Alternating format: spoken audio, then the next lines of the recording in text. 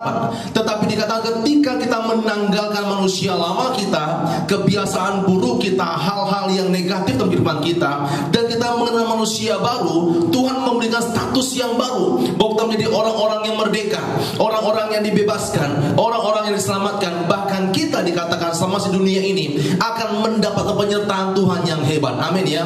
Saya percaya hari ini kita menjadi anak muda yang luar biasa. Kenapa? Bukan oleh karena kuat gagah kita, tapi oleh karena kekuatan Tuhan kita yang besar. Haleluya. Salam sahabat Bethlehem, selamat datang di channel yang luar biasa dan menyembuhkan ini. Selamat beribadah. Tuhan Yesus pasti memberkatimu. Mari siapkan hatimu mengikuti ibadah ini. Carilah tempat duduk yang nyaman, siapkan Alkitabmu dan persembahan. Tuhan pasti memberkati masa depan. Bagi yang sudah mensubscribe, kami ucapkan terima kasih. Tuhan memberkatimu. Yang belum, mari kita subscribe channel ini, like, lonceng, dan komen. Selamat menikmati. Salam Bethlehem.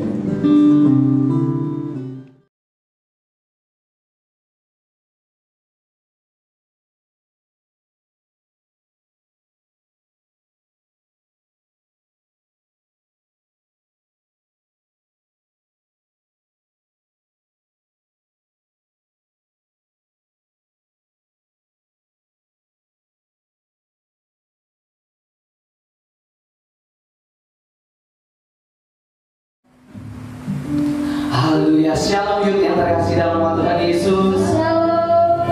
Puji Tuhan, kita boleh beribadah baik pun secara online dan secara offline. Biarlah semuanya itu sama di mata Tuhan. Biarlah nama Tuhan dipermuliakan. Untuk itu sebentar kita memuji dan memuliakan nama Tuhan. Mari kita tenangkan hati dan pikiran kita, fokus untuk memuji nama Tuhan. Mari kita bersatu dalam doa. Terima kasih Tuhan.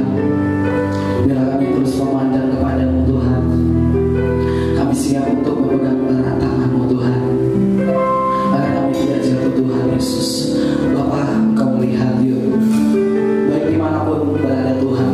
Bukan cuma yuk di Bethlehem ini Tuhan, dimanapun yang masih muda Tuhan, jiwa-jiwa muda, generasi muda Tuhan. Biarlah kami Tuhan selalu ingat untuk beribadah Tuhan. Kami bersyukur, mari Kau jawab ibadah kami ini. Terima kasih Tuhan.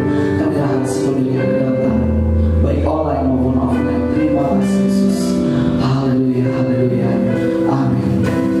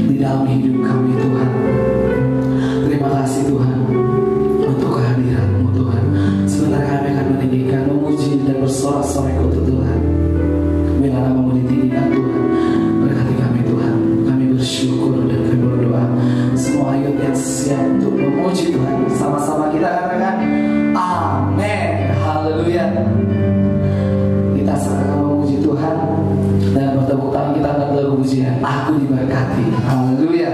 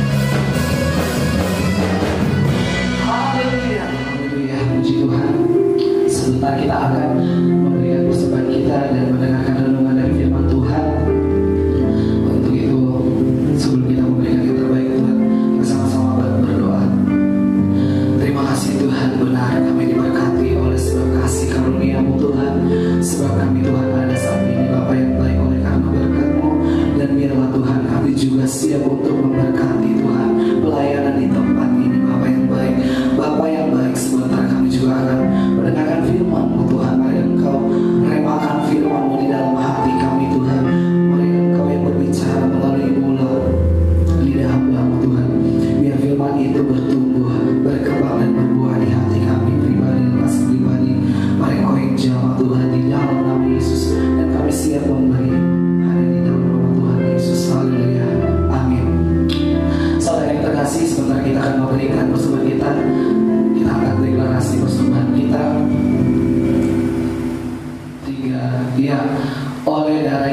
Yesus, aku telah ditebus dari maut kepada hidup. Hidupku dan hartaku bukan milikku lagi, tetapi milik penebusku. Hari ini aku akan memuliakan Tuhan dengan hartaku yang terbaik, dan aku percaya sesuai firman-Nya. Amsal 3 ayat 9-10. Lumbung-lumbungku akan diisi penuh melimpah-limpah di dalam nama Tuhan Yesus. Amin. Amin. Kita berikan persembahan kita angkat lagu pujian Seperti Wanita.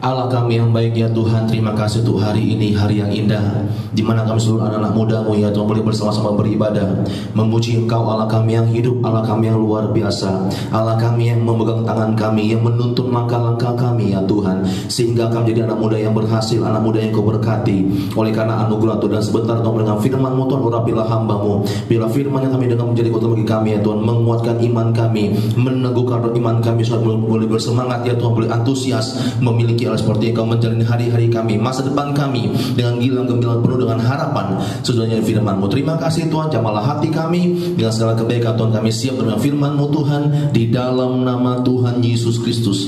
Bersama-sama kita katakan haleluya, amin. Shalom anak muda yang luar biasa. Selamat malam. Saya percaya kita semua diberkati Tuhan dengan hebat. Amin ya. Dialah Allah yang ajaib yang memberkati kita pada hari kita bersama belajar firman Tuhan. Mari sama-sama kita buka Alkitab kita dalam Efesus pasal yang keempat.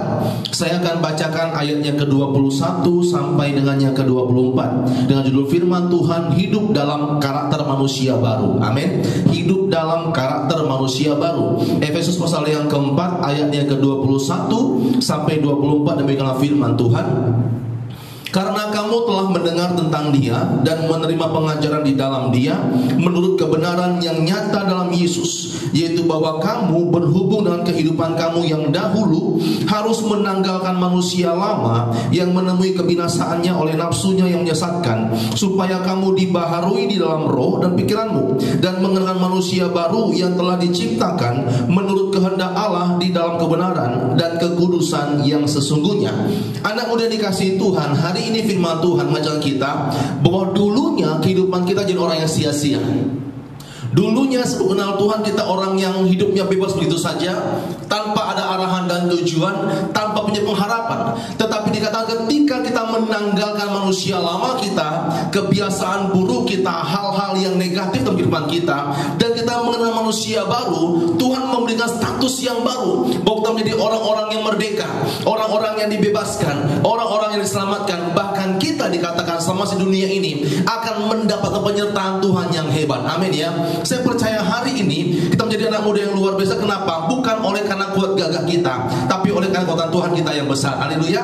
Baik, teman-teman yang dikasihi Tuhan, dalam kehidupan manusia ada 5 fase yang harus kita lewati. Ada 5 masa kehidupan yang harus semua orang lewati, siapapun dia. Baik dia orang yang hebat, baik dia orang yang sederhana, bahkan orang yang menderita sekalipun, harus melewati 5 fase ini. Yang pertama dikatakan ada fase kelahiran. Fase kelahiran ini apa? Adalah sebuah pintu masuk untuk kita, saya dan saudara, memasuki dunia ini. Amin ya. Memasuki awal yang baru, babak yang baru. Maka dikatakan setiap kali ada bayi yang baru, bilang gini, disebut sebagai kehidupan yang baru. Amin ya. Bibit yang baru, benih baru. Kenapa? Karena fase kelahiran adalah pintu masuk untuk kita bisa hidup dalam dunia ini. Nah, yang kedua dikatakan masa akil balik, atau umur 17 tahun ke atas, atau yang kita kenal sebagai sweet 17. Amin ya. Kenapa masa akil balik? Karena diharapkan di masa 17 tahun ini dia sudah lebih dewasa, dia tahu mana yang baik untuk dia mengerti mana yang benar, mana yang salah. Amin ya. Sehingga masa 17 tahun ini banyak orang bilang begini, saya harap kamu lebih dewasa lagi, lebih disiplin lagi, lebih bisa mengatur waktu. Kenapa? Masa akil balik yang tadinya sifatnya anak-anak berubah jadi dewasa, yang tadinya orang yang ogah-ogahan tidak mau tahu berubah. Kenapa? Sudah 17 tahun. Nah, masa yang ketiga atau fase yang ketiga adalah fase dewasa atau fase profesional. Ini biasanya orang-orang yang sudah punya tanggung jawab yang lebih untuk kehidupan dia. Dia sudah memikirkan nanti 5 tahun ke depan menjadi apa ya, 3 tahun ke depan jadi apa ya, besok mau buat apa ya. Itu orang-orang profesional, orang-orang yang dewasa. Ketika dia bekerja punya tanggung jawab, ketika dia kuliah punya tanggung jawab. Pola pikirnya berbeda, cara belajarnya berbeda, cara bekerjanya berbeda, sudut pandangnya berbeda. Kenapa? Sudah punya pemahaman sendiri. Itu fase yang ketiga, fase pendewasaan. Yang keempat, ada fase atau masa membangun rumah tangga. Dia akan menemukan pasangan hidupnya, dia akan menemukan orang yang dicintainya, orang yang dikasihinya. Ketika dia menikah, orang-orang bilang begini, selamat menempuh hidup yang baru ya. Artinya apa? Fase yang keempat ini penting.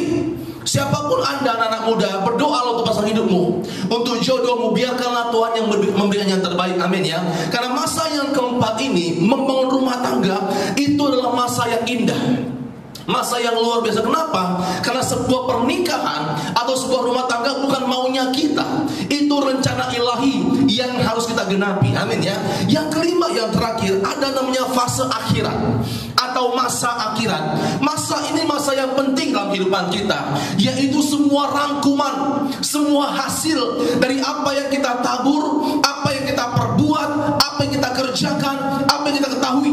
Ketika kita mengerjakannya di dunia ini, maka nanti akan ditentukan di sorga, dan ditentukan nanti kita masuk sorga atau neraka. Sehingga masa akhirat ini bukan dikerjakan nanti, amin ya, tapi masa akhirat ini dikerjakan dari sekarang.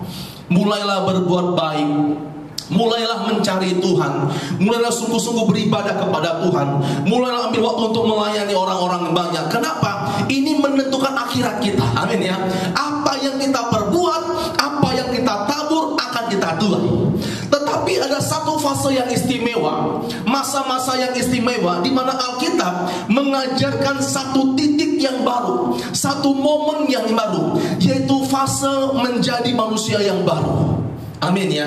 Bukan masa akil balik, bukan lagi masa pendewasaan, bukan masa masuk rumah tangga. Ini sebuah momen yang berbeda, di mana kita yang tadinya kita mengenal Allah, hidup dalam dosa, dalam percabulan, dalam semua keegoisan. Dikatakan ketika memiliki manusia baru, ada karakter yang baru juga, yaitu karakter ilahi yang memimpin kita, yang menuntun kita, sehingga kita yang tadi tidak mengenal Tuhan mengenal Tuhan, yang tadinya berbuat dosa tidak lagi berbuat dosa, yang tadinya bermalas-malasan oleh karena anugerah Tuhan dia semangat, dia antusias. Kenapa? Ada karakter manusia yang baru. Amin. Mari sama-sama kita buka Alkitab kita dalam 2 Korintus pasal yang kelima ayat yang ke-17. 2 Korintus pasal yang kelima ayat yang ke-17. Saya akan baca demikian firman Tuhan dikatakan di sana. Jadi siapa yang ada di dalam Kristus, ia adalah ciptaan baru. Yang lama sudah berlalu, sesungguhnya yang baru sudah datang. Dikatakan tadinya kita sebelum mengenal Kristus dalam manusia lama. Tadinya sebelum kita bertobat dalam manusia lama. Tetapi dikatakan jadi sekarang ketika kita ada di dalam Kristus, kita diubahkan menjadi ciptaan yang baru, menjadi manusia yang baru. Dikatakan yang lama sudah berlalu, yang lama sudah dilupakan, dosa-dosa yang lalu sudah diampuni. Sekarang kita melangkah dengan manusia yang baru, melangkah dengan iman, melangkah dengan semangat. Kenapa? Karena ada karakter yang baru yang kita miliki. Teman-teman anak muda yang dikasihi Tuhan, hari kita akan belajar karakter apakah yang harus kita miliki dalam kita menjalani hari-hari kita sebagai manusia yang baru. Karakter yang pertama yaitu karakter fokus dan tidak mudah terpengaruh. Amin ya. Saya bacakan lagi Efesus pasal yang keempat ayat yang ke-17 sampai 20. Efesus pasal yang keempat ayat 17 sampai 20. Demikianlah firman Tuhan. Sebab itu ku katakan dan ku tegaskan ini kepadamu di dalam Tuhan, jangan hidup lagi sama seperti orang-orang yang tidak mengenal Allah, dengan pikirannya yang sia-sia 18 dan pengertiannya yang pengertiannya yang gelap, jauh dari hidup persekutuan dengan Allah, karena kebodohan yang ada dalam mereka dan karena kedegelian hati mereka. 19, perasaan mereka telah tumpul sehingga mereka menyerahkan diri kepada hawa nafsu dan mengerjakan dengan serakah segala macam kecemaran. 20, tetapi kamu bukan demikian. Kamu telah belajar mengenal Kristus. Dari ayat yang kita baca, ada 3 poin yang menentukan fokus kita agar kita tidak mudah terpengaruh. Yang pertama dikatakan di ayat 17, kita harus hati-hati dengan orang-orang yang pikirannya sia-sia. Amin ya. Teman-teman anak muda, dalam sekolahmu, dalam pekerjaanmu, dalam karirmu sehari-hari, mungkin ada orang-orang yang pikirnya sia-sia, pikirannya putus asa, pikirannya mudah menyerah, semangatnya nggak ada, optimisnya nggak ada. Alkitab katakan di ayat 17, hati-hati dengan orang demikian. Amin. Kenapa? Sudah dijelaskan bahwa pergaulan yang buruk, kebiasaan yang buruk akan merusak kebiasaan yang baik. Amin ya. Sehingga orang-orang yang tadinya pesimis, orang-orang yang pikirannya selalu sia-sia, orang-orang yang selalu gampang menyerah, tidak mau berjuang, kalau kita berteman dengan dia, kita dekat dengan dia, jangan-jangan kita terpengaruh. Amin ya. Suatu saat ada kisah yang menarik. Ada seorang hamba Tuhan, saya nggak sebut nama, mungkin teman-teman pun pernah dengar ceritanya. Amin ya. Dia berniatan hati, pokoknya Tuhan aku mau menginjil. Ketika dia berdoa, dia dapat ide, oh kalau begitu aku akan menginjil ke orang-orang PSK. Katanya begitu. Dia mencoba menginjil sana, dan ketika dia menginjil, bukan dia memenangkan jiwa, justru dia dimenangkan oleh menjadi orang yang baru. Teman-teman yang dikasihi Tuhan, jangan mau hidup kita berteman atau dekat, hati-hati dengan orang yang pikirannya sia-sia. Yang kedua dikatakan kalau kita mau fokus, hati-hati dengan orang-orang yang bodoh dan orang-orang yang bebal. Teman-teman yang dikasih Tuhan, bodoh di sini bukan secara ilmu sekolah, amin ya, bukan secara akademis, tetapi bodoh di sini dia tidak bisa menentukan arah tujuan kehidupannya. Kalau dibilang mau jadi apa, nggak tahu, ngeflow aja. Apa rencanamu? Nggak tahu, jalani saja. Itu orang-orang yang bodoh. Tapi orang-orang yang ngerti tujuannya, dia bisa menceritakan, bisa menjelaskan apa yang menjadi rencananya, tujuan kehidupannya, cita-citanya, harapannya, dia tahu. Mari sama-sama kita berteman dengan orang-orang punya semikian, punya visi, punya tujuan, punya langkah hidupnya. Amin ya. Jangan punya menjadi orang-orang yang kehilangan harapan. Ditanya mau jadi apa? Nggak tahu. Kerja nanti apa? Nggak tahu. Besok buat apa? Nggak tahu. Semua serba nggak tahu. Ngeflow aja lah, ngalir aja lah. Enggak.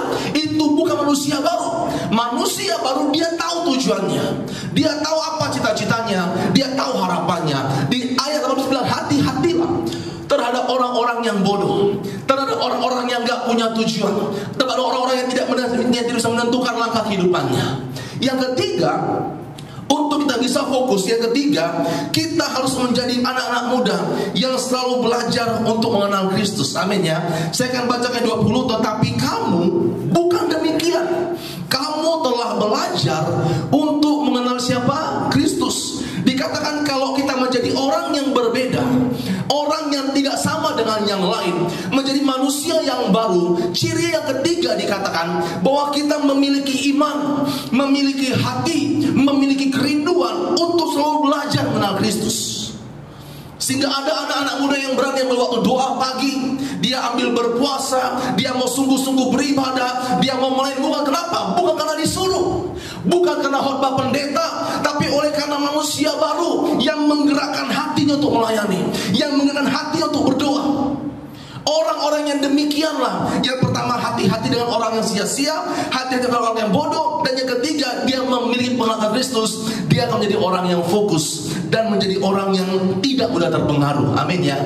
Anak muda yang dikasihi Tuhan, kalau hari ini dalam pergaulanmu sehari-hari, baik dalam pekerjaanmu, dalam sekolah dan studimu, mungkin ada orang-orang yang mencoba memecah imanmu, mengajak kau ke hal-hal yang buruk, berbuat yang tidak baik. Mulailah kita melangkah mundur pelan-pelan. Amin ya. Untuk apa? Supaya kita diselamatkan. Kita punya impian yang besar, pandangan yang berbeda. Mulai hari ini kita putuskan hubungan demikian. Amin. Milikilah impian, milikilah cita-cita. Harus fokus, kejar apa jadi impianmu. Kenapa harus fokus? Karena fokus adalah sebuah kekuatan. Amin ya. Fokus tidak hanya cara pandang kehidupan kita, fokus tidak hanya cara bekerja kita, tapi fokus adalah kekuatan. Orang-orang yang berfokus adalah orang-orang yang menggerakkan seluruh kekuatannya kepada satu titik saja. Itu orang yang fokus. Kalau teman-teman tahu kaca pembesar atau LUF, ketika saya SMA di pelajaran IPA itu dan tesnya, amin ya, diambil sebuah kertas, ambil LUF, beli LUF ini, amin. Waktu itu kena matahari, lama kelamaan titik fokus yang ditaruh di kertas itu akan menjadi api dan kebakar. Kenapa? Karena fokus itu kekuatan. Amin. Mari sama-sama kita buka Kolose pasal 3 ayat yang ke-23. Kolose pasal yang ketiga ayat yang ke-23. Saya akan bacakan demikian firman Tuhan kata sana, apapun juga yang kamu perbuat, perbuatlah dengan fokus, amin ya, dengan segenap hati, seperti untuk Tuhan dan bukan untuk manusia. Fokus itu artinya kita belajar mengerjakan semua dengan tanggung jawab, dengan segenap hati, dengan sungguh-sungguh. Mari sama-sama kita belajar menjadi anak-anak muda yang bisa fokus, amin ya. Tidak terpengaruh dengan orang-orang yang pikirannya sia-sia, tidak terpengaruh dengan orang-orang yang pikirannya tidak punya tujuan, tetapi menjadi orang-orang yang memiliki iman dan hati untuk belajar selalu mengenal Kristus. Yang kedua, apakah yang menjadi karakter manusia baru? Yang kedua, yaitu mengerjakan segala sesuatu dengan maksimal, amin ya. Zaman sekarang ini ada banyak anak muda tergoda kerja setengah-setengah, beriman setengah-setengah, berdoa setengah-setengah, beribadah setengah-setengah. Ketika di gereja bukannya dengan firman dia tidur, bukan dengan firman dia main handphone, macam-macam lah. Ada banyak orang yang hidupnya setengah-setengah dalam Tuhan. Tapi karakter yang kedua, kalau kita menjadi anak manusia yang baru, dikatakan mari sama-sama kita belajar untuk mengerjakan apapun dengan maksimal, tidak setengah-setengah. Kenapa? Karena mujizat Tuhan, anugerah Tuhan, pertolongan Tuhan itu ditentukan dari bagaimana kita berjuang. Amin. Ada banyak orang berharap pertolongan Tuhan, berharap mujizat Tuhan, berharap anugerah Tuhan, tapi dia berjuang setengah-setengah. Dia berusahanya setengah-setengah, kerjanya setengah-setengah, belajarnya setengah-setengah. Tuhan gak tolong kita. Tapi waktu kita menjadi orang-orang yang bersemangat, orang-orang yang antusias, orang-orang yang bertanggung jawab, yang mengerjakan semuanya sampai tuntas, maka Tuhan akan memberikan mujizat pada akhirnya. Kita belajar hari ini bersama-sama dari seorang raja Israel yang bernama Raja Yos. Kita baca bersama-sama 2 Raja-Raja pasal yang ke-13. 2 Raja-Raja pasal yang ke-13. Saya akan bacakan dulu di awalnya ayat 14 sampai ayat 15. 2 Raja-Raja pasal yang ke-13 ayat 14 dan ayat 15 untuk mengawalinya. Demikianlah firman Tuhan ayat yang ke-14. Ketika Elisa menderita sakit yang menyebabkan kematiannya, datanglah Yoas raja Israel kepadanya dan menangis oleh karena dia. Katanya, Bapakku, Bapakku, kereta Israel dan orang-orangnya yang berkuda. Berkatalah Elisa kepadanya, ambillah busur dan anak-anak panah. Lalu diambillah busur dan anak-anak panah. Anak muda dikasih Tuhan, waktu itu Yoas sebagai seorang raja, ketika Elisa masih sehat, ketika Elisa masih kuat, Yoas selalu mendapatkan kemenangan. Kenapa? Karena Nabi Elisa terus mendoakan, terus mendukung, terus mendidik, terus mengajari Yoas. Tetapi tibalah saatnya Elisa akan pergi karena dia sakit. Tibalah Elisa Yoas didewasakan. Tibalah Yoas harus dididik secara pribadi, harus mandiri. Ketika Elisa mulai sakit, Yoas ketakutan. Kenapa? Ada musuh yang menyerang. Ada orang-orang yang mencoba untuk menghancurkan dia. Dia bilang, Elisa, Elisa, Bapakku, tolonglah, kita lagi diserang. Ada orang-orang berkuda datang. Pesan Elisa cuma satu, Yoas katanya gitu, ambillah busurmu dan anak-anak panahmu. Diambillah busurnya yang terbaik, diambillah anak-anak panah yang terbaik. Elisa bilang begini, buka jendela itu. Dibuka jendelanya, ambillah anak panahmu dan tembakkanlah ke sana. Ketika Yoas menembakkan anak panah pintu ke dalam jendela, dan ketika keluar, maka Elisa bilang begini, itulah anak panah kemenangan. Bahwa apapun yang kau lakukan, apapun yang kau kerjakan pasti berhasil. Poin pertama, Yoas lolos, amin ya. Tapi masuk babak yang kedua, Elisa bilang begini, ambillah beberapa anak-anak panahmu, pukulkanlah ke tanah sebanyak-banyaknya. Ketika Yoas ambil, oleh karena Yoas takut, oleh karena Yoas gusar, Yoas tidak bersemangat, diambillah anak panah itu dan hanya dipukulkan sebanyak 3 kali.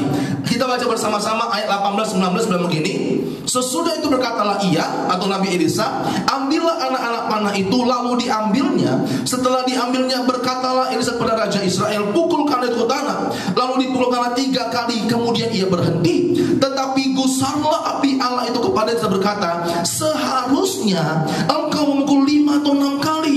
Dengan demikian engkau akan memukul Aram sampai habis lenyap. Tetapi sekarang hanya 3 kali saja engkau akan memukul Aram. Ketika Yoas diperintahkan memukul ke tanah, dia hanya pukul 3 kali. Kenapa? Karena dia hilang semangat. Dia tidak lagi antusias. Dia mulai gusar, mulai takut. Pukul 3 kali, 1, 2, 3, berhenti. Elisa bilang begini, Yoas, harusnya 5 kali, harusnya 6 kali.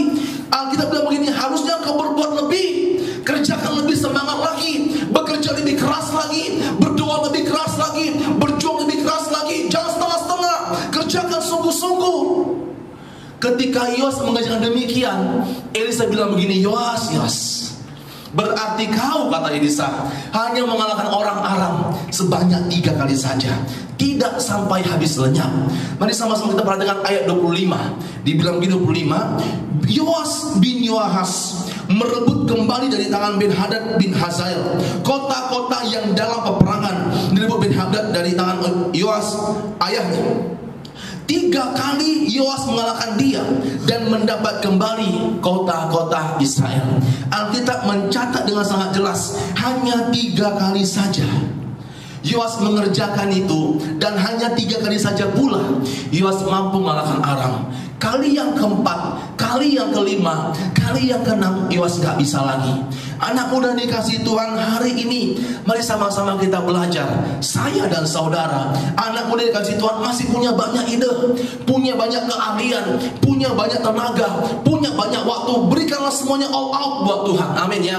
Jangan setengah-setengah. Kerja dengan sungguh-sungguh, beribadah dengan sungguh-sungguh, cari Tuhan dengan sungguh-sungguh. Jangan setengah-setengah. Kenapa? Karena itu akan menentukan mujizat atau berkat yang kita terima. Mari sama-sama kita baca Pengkhotbah pasal 9 ayat 10. Pengkhotbah 9 ayat 10. Demikian firman Tuhan.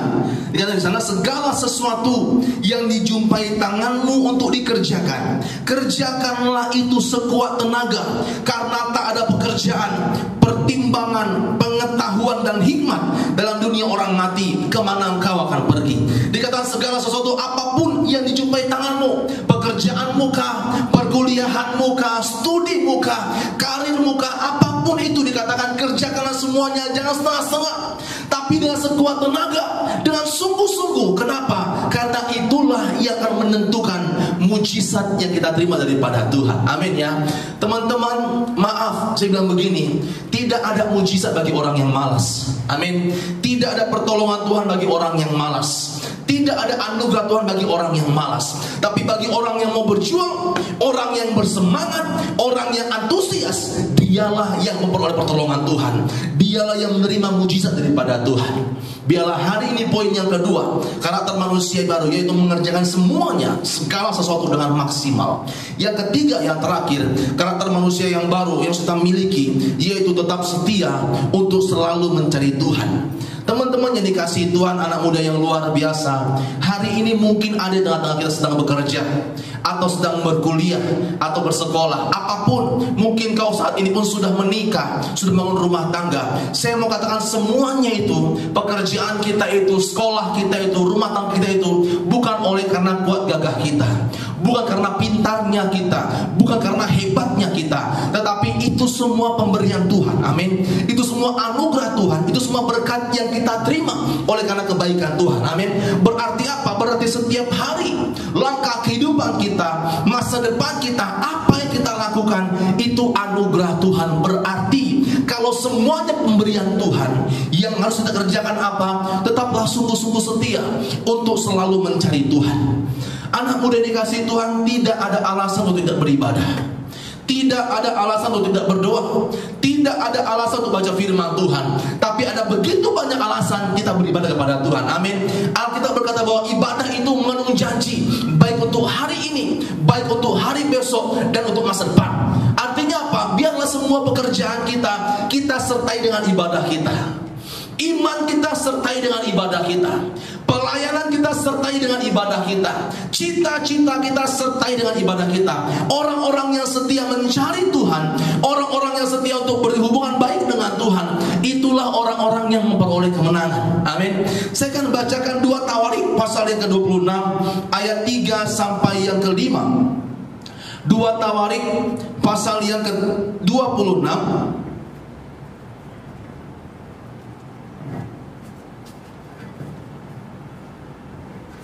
ayat 3 sampai 5. Saya akan bacakan demikianlah firman Tuhan. Ayat yang ketiga, 2 Tawarik pasal yang ke-26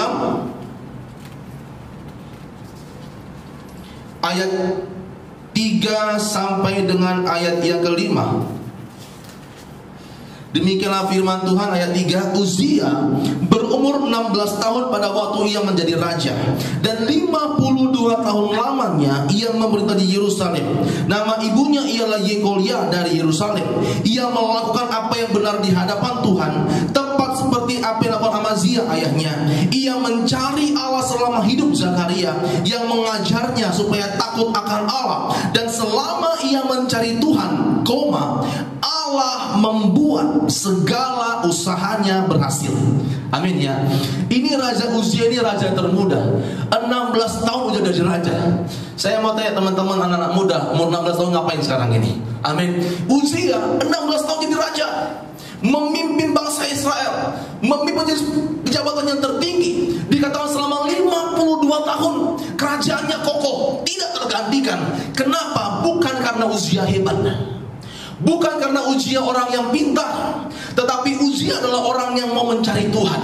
Alkitab katakan, dan selama ia mencari Tuhan, selama ia sungguh-sungguh beribadah kepada Tuhan, maka Allah membuat segala usahanya, segala pekerjaannya, segala bisnisnya, segala apapun yang dilakukan tangannya berhasil. Amin ya. Anak-anak muda, kalau kita mau berhasil, kalau kita mau melihat hari depan yang berbahagia, penuh dengan harapan, mari sama-sama kita belajar dari Raja Uzia. Dia selalu mencari Tuhan. Karakter manusia baru yang ketiga, yaitu tetap setia untuk mencari Tuhan. Biarlah hari ini firman Tuhan kita dengarkan menguatkan iman kita. Kita belajar 3 karakter yang baru dalam kehidupan kita, yaitu yang pertama menjadi orang-orang yang fokus dan tidak mudah terpengaruh, dan yang kedua menjadi orang-orang anak muda yang mengerjakan segala sesuatu dengan maksimal, dan yang ketiga menjadi anak-anak muda yang tetap setia untuk mencari Tuhan apapun keadaannya, dimanapun engkau berada. Amin. Biarlah hari ini kita dikuatkan, kita dibangkitkan memiliki karakter manusia yang baru dalam Tuhan. Mari sama-sama kita berdoa. Bapa Allah kami yang baik ya Tuhan, terima kasih untuk firman-Mu, kekuatan bagi kami untuk melangkah ya Tuhan. Ajarlah kami menjadi anak muda yang mau fokus ya Tuhan, anak-anak muda yang tidak mudah terpengaruh ya Tuhan, menjadi anak-anak muda yang mengerjakan seluruhnya dengan maksimal ya Tuhan, tidak setengah-setengah, menjadi anak muda Tuhan yang setia untuk mencari Tuhan. Terima kasih Bapa, jamalah iman kami, jamalah hati kami, sebab Engkaulah Allah yang menguduskan kami, yang membenarkan kami. Kehidupan kami yang lama telah berlalu, tapi hari ini kami hidup dengan iman yang baru, cara pandang yang baru, dengan posisi yang baru di depan Tuhan. Terima kasih Tuhan, kami berdoa dan mengucap syukur di dalam nama Tuhan Yesus Kristus. Haleluya.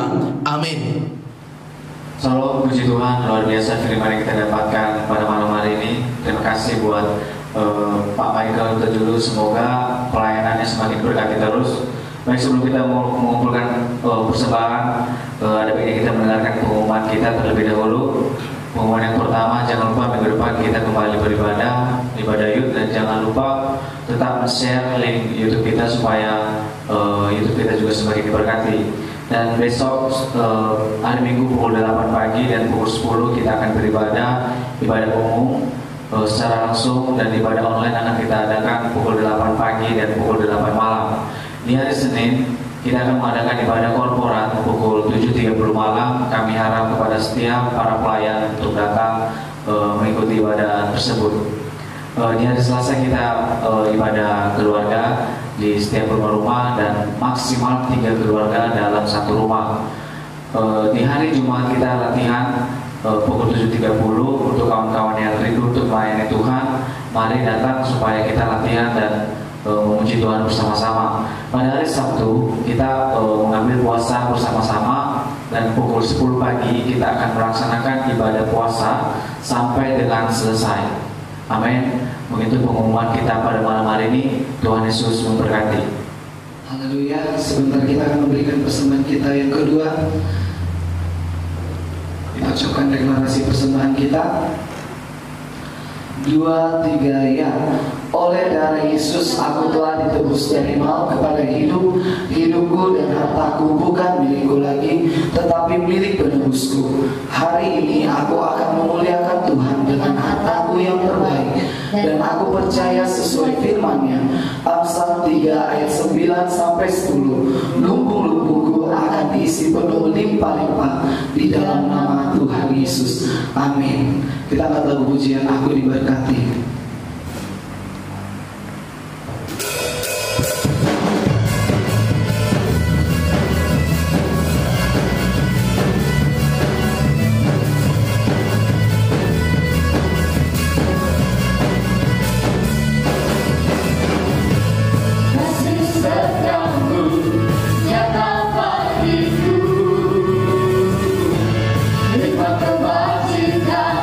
Tersedia bagiku.